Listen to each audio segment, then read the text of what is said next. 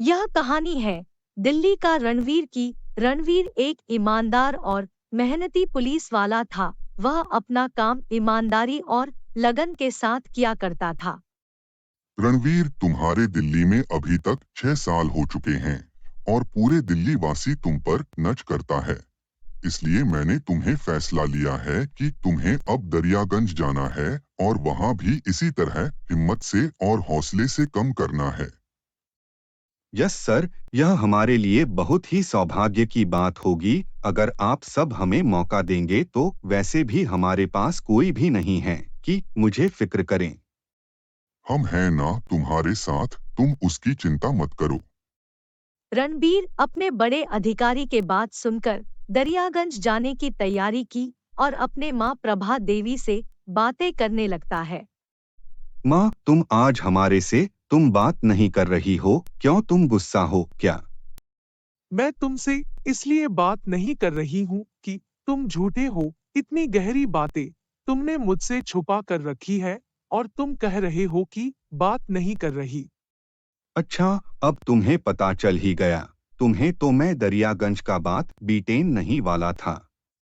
लेकिन मैं चाहता हूँ कि तुम वहां पर मत जाओ। तुम्हें दरियागंज जाने की वजह से बहुत सारे तकलीफें हो सकती है। नहीं माँ, मुझे वहां पर जाना ही होगा। बचपन से मैं दरियागंज का कहानी सुनते हुए आया हूँ। पिताजी भी आखिरी बार वही गए थे और आज तक उनका कुछ नहीं पता चला। मत जाओ बेटा, मत जाओ। रणवीर के बचपन में ही प्रभादेवी के एक हादसे में देहांत हो गया था, लेकिन प्रभा देवी की आत्मा तस्वीर के जरिए रणवीर से बातें किया करती थी। तुम किस तरह से हमारे घर आ गए? मैंने कहा ना, मैं लगाम की कीमत एक ढेला भी कम नहीं करूंगा। मालिक, हम लोग अभी तक पिछले साल के कर्ज नहीं चुका पाए हैं। अब 4 गुना लगन कहां से देंगे? किसान खेती करना ही बंद कर देगा। देखिए, मैं आपको इसमें कोई भी सहायता नहीं कर सकता। मेरे हाथ में कुछ भी नहीं है। सारे किसान समझ जाते हैं कि जगत से बात करने से कोई उपाय नहीं निकलेगा और सारे मिलकर धर्मवीर के पास जाते हैं, जो दरियागंज के एक बहुत बड़े आदमी और नेता हुआ करते थे। अगर तुम्हें किसानी करनी है तो तुम्हें जो मैंने कह दिया वह करना पड़ेगा। इससे हमारे लागत नहीं बचेगी साहब। धर्मवीर ने अपने 2 मुस्टंडे नौकर को बुलाया और कहने लगा, बाहर निकालो इन लोगों को, मैं देखना ही नहीं चाहता इन लोगों को यहाँ पर। उन सारे लोगों को बाहर निकलने लगे। बाहर निकालो, पता नहीं इन लोग कहाँ से भीख मांगने के लिए आ जाते हैं।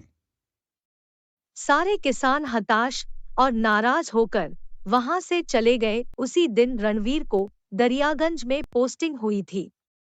भैया, दरियागंज चलोगे? जी जरूर चलेंगे भैया, 2-0 देने होंगे। इतने में ही वहां पर कुछ गुंडे आ गए और रणबीर को भोला भाला समझकर 30 रुपए नहीं, पूरे 300। बढ़िया भाई साहब, तो केवल 30 रुपए कह रहे हैं। अब तो बेटा पूरे 500 रुपए लगेंगे, चाहे तुम जाओ यहाँ से और न जाओ।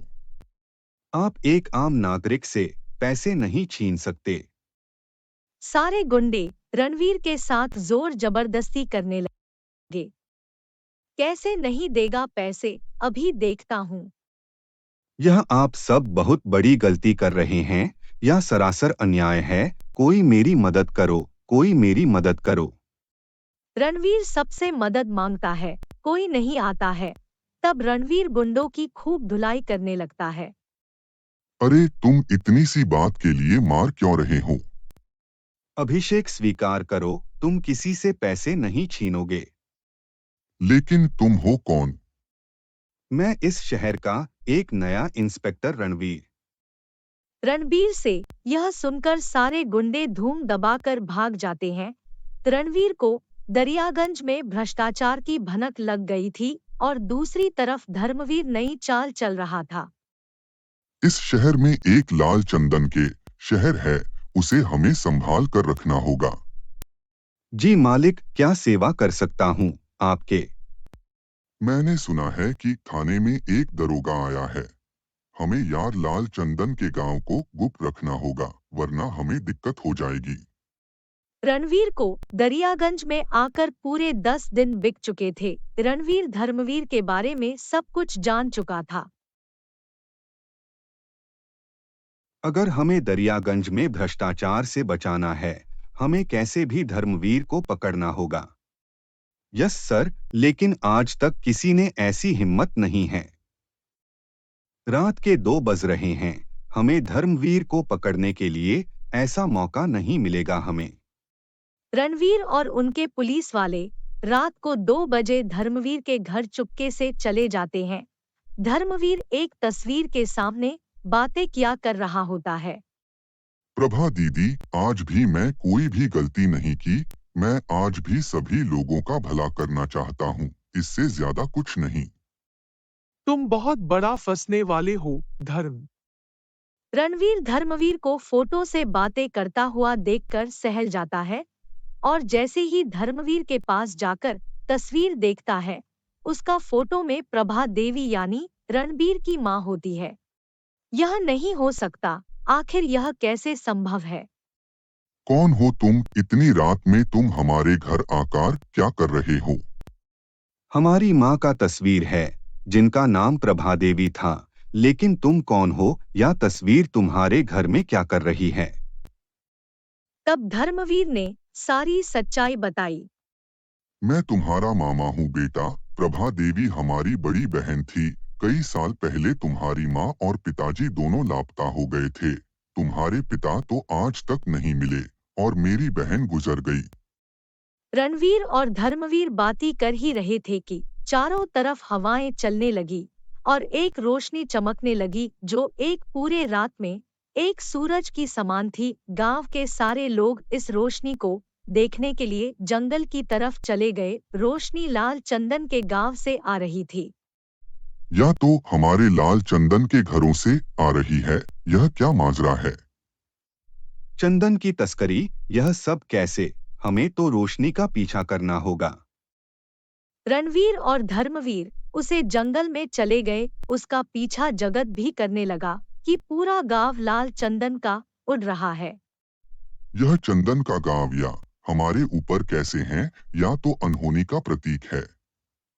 वहीं पर एक आदमी प्रभादेवी का फोटो लेकर आया और वह फोटो चमक रही थी।